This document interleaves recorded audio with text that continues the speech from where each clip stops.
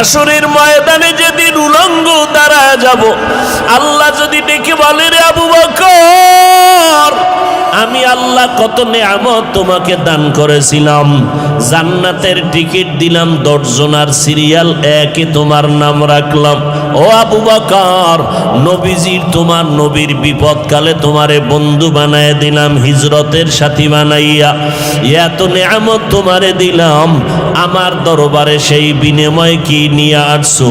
আমি যদি আমল নামা পেশ করি, ও আল্লাহ নামাজ পড়লাম, রোজা রাখলাম, কোরআন তালাওয়াত করেছি, তাহাজ্জুদ নামাজ পড়েছি, আল্লাহ যদি বলে আবু বকর তোমার আমল আমার কাছে পছন্দ হয় নাই, যেইভাবে নামাজ পড়লে আমি খুশি হব সেইভাবে নামাজ পড়তে পারো নাই, যেইভাবে তেলাওয়াত করলে আমি খুশি হব ওইভাবে তেলাওয়াত করতে পারো নাই, আমার কাছে আমল পছন্দ হয় নাই, সাথে সাথে আল্লাহর অর্ডার হয়ে যাবে, এর জাহান্নামের ফেরেশতারা আবু বকরের হাতে হ্যান্ডকাপ লাগায় দাও, জাহান্নামের দিকে নিয়ে যাও।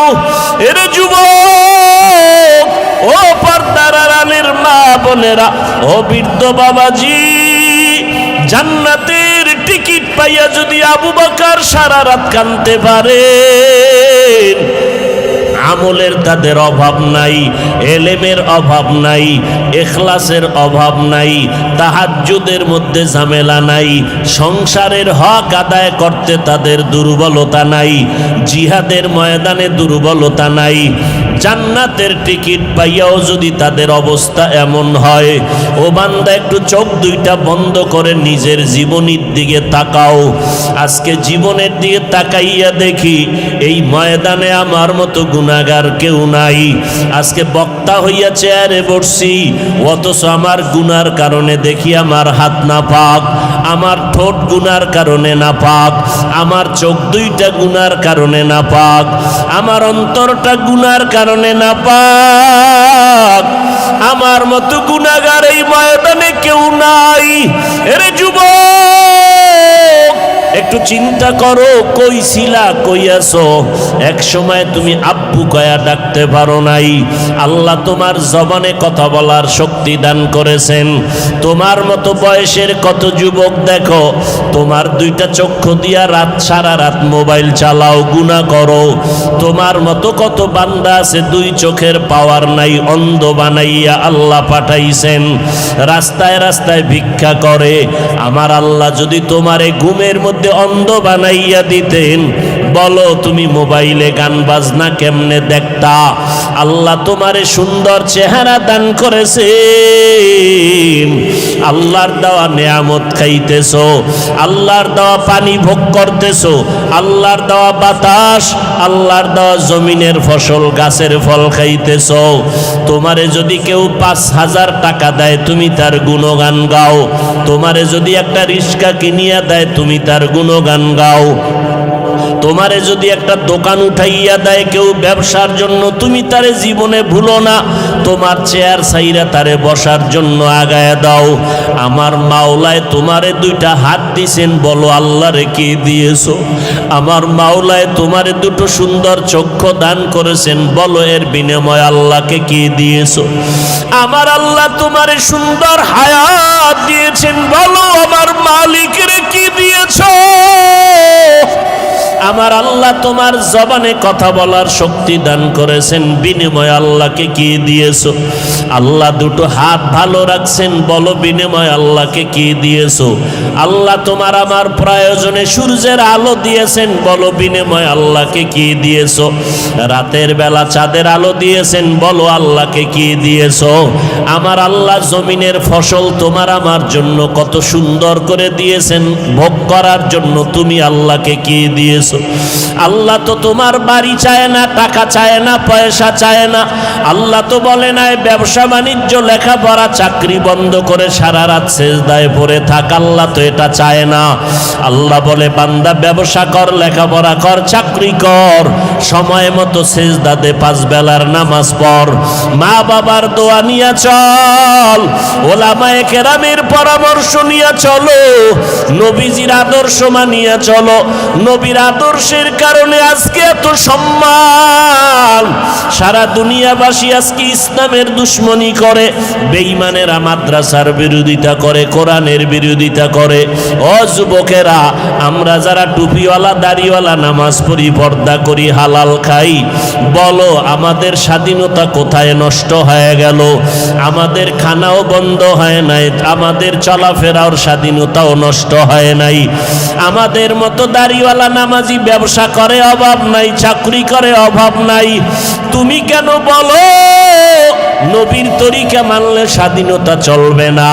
বরং আমি চ্যালেঞ্জ করে বলবো, আমরা যারা নবীর তরিকা মানিয়ে চলি, আমাদের মতো সম্মানে জমিনে বর্তমানে কেউ নাই। আমরা যারা নবীর আদর্শ মানিয়ে চলি, আমাদের মতো শান্তিতে জমিনের মধ্যে কেউ নাই। তোমারে কোন শয়তানে ধোকায় ফেলে দিল, আজকে তুমি টুপি মাথায় দিতে চাও না, অথচ তুমি মুসলমান, আমিও মুসলমান। তুমি যে আল্লাহ মানো, আমিও সে আল্লাহ মানি। তোমার নবী আমার নবী এক, তোমার কোরআন আমার কোরআন এক। আমি টুপি মাথায় না দিলে লজ্জা পাই, আর তুমি টুপি মাথায় দিতে লজ্জা পাও। আমি দাড়ি কাটলে লজ্জা পাই, আর তুমি দাড়ি রাখতে লজ্জা পাও। আমি লম্বা পোশাকটা না পরলে লজ্জা পাই, তুমি লম্বা পোশাক পরতে লজ্জা পাও। আমি বেপর্দায় চলতে লজ্জা পাই, আর তুমি পর্দা করতে লজ্জা পাও। যেগুলো বেঈমানের চরিত্র ছিল, সেগুলো তুমি মুসলমানের মধ্যে ঢুকাইলা কেন রে বাবা? মনে মনে কি ভাবতেছো কোরআন মিথ্যা? পারলে একটা প্রমাণ দাও, এখন দাড়ি কেটে ফেলবো, নামাজ রোজা বাদ দিয়ে দিব। তুমি কেন? বড় বড় মনীষী, বড় বড় পণ্ডিতেরাও তো ভুল বের করতে পারে নাই। কিয়ামত পর্যন্ত কোরআনের ভুল বের করতে পারবে না। ওই কোরআন সত্য, ওই কোরআনে গুনাহ নিয়ে যারা কবরে যাবে তাদের জাহান্নামে ভুগতে হবে, তাও সত্য। নেক আমলওয়ালারা জান্নাত পাবে, কোরআনের ঘোষণা, তাও সত্য। জান্নাত এমন আরামের ঘর, আল্লাহ কোরআনে বয়ান করেছেন। আবার জাহান্নামটা কেমন ভয়ঙ্কর, আমার আল্লাহ তাও বয়ান করেছেন।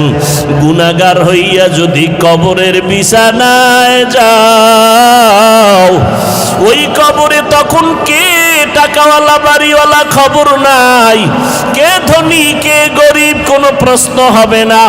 আমাকেও তিনটা প্রশ্ন, তোমাকেও একই তিনটা প্রশ্ন করা হবে। রবের পরিচয় দাও, ধর্মের পরিচয় দাও, রহমাতুল লিল আলামিনের পরিচয় দাও। দুনিয়াতে যদি রবের গোলামি না করিয়া কবরে যাও, যারা রবের গোলামি করবে তারা জবাব দিবে রব্বি আল্লাহ। যারা ধর্ম ইসলাম মানবে তারা জবাব দিবে কবরে দীনি আল ইসলাম। যারা নবীর সুন্নত অনুযায়ী চলবে তারা নবীরে দেখিয়া চিনবে। নবী বলেন, আমার আল্লাহ গাইবি আওয়াজ দিয়া বলবে, ও ফেরেশতা, কবরে জান্নাতের বিছানা দিয়া দাও, আমার বান্দা আরামে ঘুমাবে, কেউ ডিস্টার্ব করবে না। আর যারা গুনাহগার হইয়া কবরে যাবে, এদেরকেও যখন প্রশ্ন করা হবে তারা জবাব দিতে পারবে না, শুধু আফসোস করে বলবে, হা হা লা আদরি, আমি কিছুই জানি না, কিছুই জানি না। আল্লাহ রাগান্বিত হয়ে বলবে, ফেরেশতাই নাফরমানকে ধর, এর কবরে জাহান্নামের আগুন জ্বালাইয়া দাও। একটা না, দুইটা না, 70 থেকে 99টা সাপ কবরের মধ্যে জাহান্নামের আগুন। আল্লাহর অর্ডার হবে, ওরে কবরের মাটি, এই গুনাহগারের দুই দিক থেকে জোরে জোরে চাপ দাও। এত জোরে চাপ দিবে পাজরের হাড় চুরমার হয়ে যাবে।